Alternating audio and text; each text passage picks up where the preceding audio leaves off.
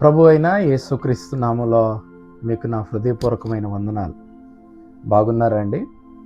దేవుని యొక్క కృపను బట్టి పరిశుద్ధ గ్రంథంలో నుంచి పాపము అనగా ఏమిటో అనే విషయాన్ని మనం లేఖనాల నుంచి నేర్చుకుంటున్నాం. ఈరోజు ఇంకొక విషయాన్ని మనం నేర్చుకుందాం. యాకోబు రాసిన పత్రిక 4వ అధ్యాయము 17వ వచనం. అక్కడ ఈ విధంగా రాయబడి ఉంది, మేలైనది చేయనెరిగియు అలాగు చేయని వానికి పాపము కలుగును. ప్రియులారా, దీనిని గ్రీకులో మనం పరిశీలనగా చేస్తే మేలైనది అనే మాట దగ్గర కాలోన్ అనే పదం వాడబడింది. దానికి అర్థం మంచిది, శ్రేష్టమైనది, దేవునికి ఇష్టమైనది. చేయడం అనే మాట పోయేన్ అనే గ్రీకు పదం వాడబడింది. దానికి అర్థం అమలు చేయడం, తెలిసిన సత్యాన్ని ప్రాక్టికల్గా జీవించడం. ఎరిగియు అనే మాట ఉందే, ఎయిడేనాయ్ అనే గ్రీకు పదం వాడబడింది. దానికి అర్థం అవగాహన కలిగి ఉండడం. ఇది ఏ అవగాహన అంటే నైతిక బాధ్యతతో కూడిన జ్ఞానం. నైతికంగా మనం ఎలా బ్రతకాలి, ఎలా ఉండాలి అనే విషయాన్ని ఎరిగి ఉండడం. చేయని వానికి, చెయ్యకపోవడం అనే పదం మే పోయుంటి అనే గ్రీకు పదం వాడబడింది. దానికి అర్థం తెలిసినా కూడా ఉద్దేశపూర్వకంగా నిర్లక్ష్యం చేయడం అని అర్థం. అదేవిధంగా పాపము అనే మాట గ్రీకులో హమర్తియా అనే పదం వాడబడింది. దానికి అర్థం లక్ష్యాన్ని చేరుకోకపోవడం, గురిని తప్పడం, మిస్సింగ్ ద మార్క్ అనే అర్థం వస్తుంది. అయితే ప్రియులారా, ఒక విశ్వాసి ప్రభువును అంగీకరించిన తరువాత, విశ్వసించిన తరువాత, విశ్వాసము ద్వారా కృపచేత రక్షించబడిన తరువాత ఆ వ్యక్తి ఖచ్చితంగా మేలు చేసేవాడిగా ఉంటాడు.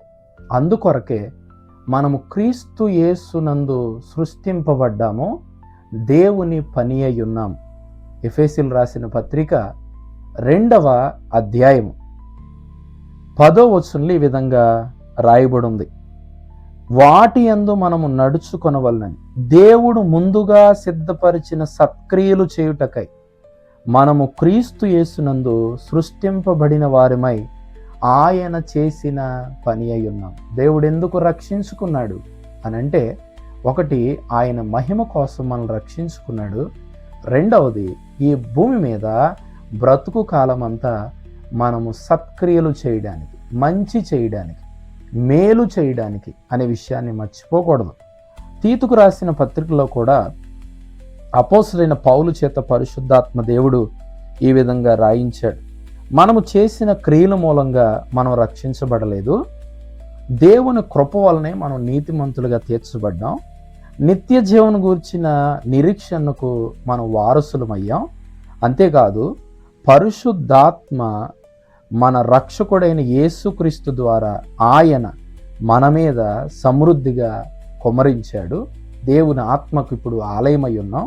అయితే 8వ వచనంలో ఈ విధంగా రాయబడి ఉంది, ఈ మాట నమ్మదగినది గనుక దేవుని యందు విశ్వాసం ఉంచిన వారు సత్క్రియలు శ్రద్ధగా చేయుట యందు మనసుంచునట్లు నీవి సంగతులను గూర్చి దృఢముగా చెప్పుచుండవలనని కోరుచున్నాను. ప్రియులారా, ఇక్కడ రాయబడిన మాట చూడండి, సత్క్రియలను శ్రద్ధగా చేయుట యందు మనము మనసుంచాలి. ఎందుకనంటే దేవుని యందు విశ్వాసం ఉంచిన వారి యొక్క బాధ్యత ఏంటి అనంటే మేలు చేసేవారుగా ఉండాలి.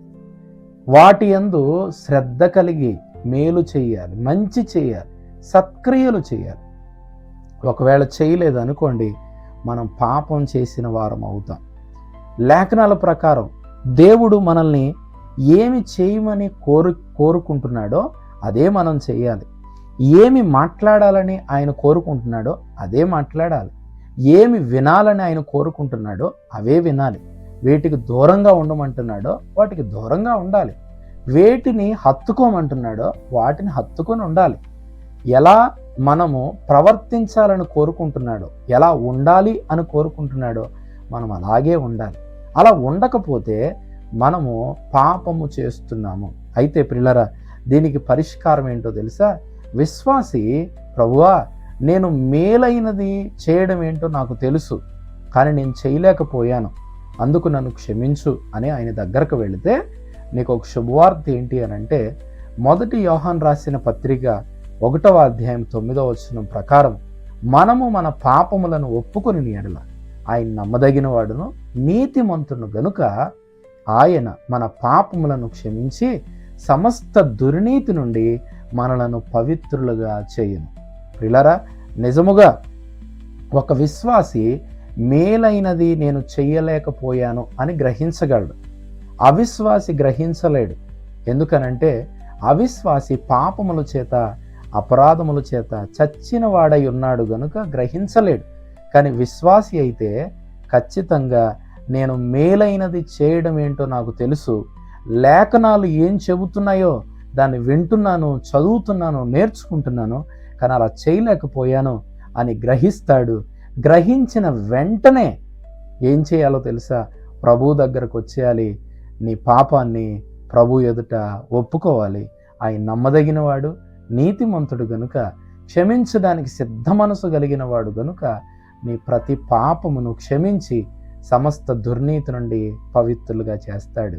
ఓ విశ్వాసి, మేలైనది చేద్దాం, సత్క్రియలు చేద్దాం, మంచి చేద్దాం, దేవుని ఇష్టాన్ని నెరవేరుద్దాం. అట్టి కృప దేవుడు మనకి దయచేయునుగాక. ఆమేన్. God bless you.